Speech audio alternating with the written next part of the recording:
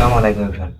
আপনারা যারা আপনার বাসায় বা ব্যবসা প্রতিষ্ঠানে ওয়াইফাই নেটওয়ার্ক ব্যবহার করছেন, বাট সম্প্রতি এটা লক্ষ্য করছেন যে আপনার ওয়াইফাই নেটওয়ার্কের স্পিড আগের তুলনায় অনেক স্লো, তো আপনি ভাবছেন আপনার রাউটার বা অনু অথবা আপনার ফাইবারটাকে চেঞ্জ করা লাগবে।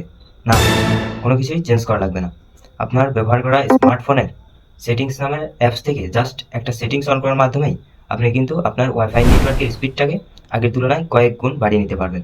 তো চলুন কথা না বাড়িয়ে মূল সেটিংসটা আপনাদেরকে দেখাই। প্রথমে আপনার মোবাইল থেকে সেটিংস নামে যে অ্যাপটা আছে অ্যাপটাকে ওপেন করবেন। অ্যাপটা ওপেন করার পর একদম উপরে সার্চ সেটিংয়ে গিয়ে লিখতে হবে ডেভেলপার অপশন। তো ডেভেল লেখার পরে দেখে নেব একদম উপরে লেখা উঠে এসেছে ডেভেলপার অপশন। এই অপশনটা অন করতে হবে। এই অপশনটাতে যাওয়ার পর একটু নিচের দিকে আসতে হবে। নিচের দিকে আসার পর দেখেন নিচের দিকে আসে একটা অপশন পাবেন। অপশনটা হচ্ছে এনাবল ওয়াইফাই পারপোজ লগইন নামে যে একটা অপশন আছে, এই অপশনটা অফ করা থাকে, অপশনটা অন করে দিতে হবে। তো আমি অন করে দিলাম। এই অপশনটা অন করে দেওয়ার সাথে সাথে কিন্তু আপনার ব্যবহার করা ওয়াইফাই নেটওয়ার্কের স্পিড আগের তুলনায় কয়েক গুণ বেড়ে যাবে। আর এই ডেভেলপার অপশনটা কিন্তু সবার ফোনেই থাকবে না। তো যাদের ফোনে নেই তাদের চিন্তার কোনো কারণ নেই। তারা তাদের এই সেটিংস অ্যাপ থেকেই একটু স্ক্রল করে নিচের দিকে আসবেন। নিচের দিকে আসার পর অ্যাবাউট ফোন নামে যে একটা অপশন পাবেন, এই অ্যাবাউট ফোনের উপর ক্লিক করবেন।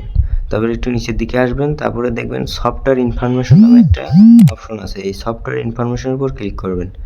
ক্লিক করার পর এখানে দেখেন লেখা আছে বিল্ড নাম্বার নামে যে একটা অপশন আছে, এই অপশনটাতে মানে একভাবে এই অপশনটাতে 7টা ক্লিক করবেন, কোনো থামা যাবে না। 7বার এই অপশনে 7বার ক্লিক করে যাবেন।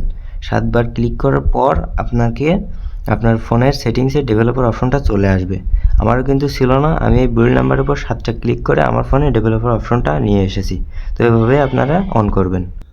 দর্শক, মূলত এই ছিল আমার আজকের ভিডিওটা ভালো লাগলে অবশ্যই একটা লাইক করবেন, কারণ আপনার একটা লাইকই আমার পরবর্তী ভিডিওর অনুপ্রেরণা আর আমার এই চ্যানেলটা বাঁচানোর একমাত্র অবলম্বন।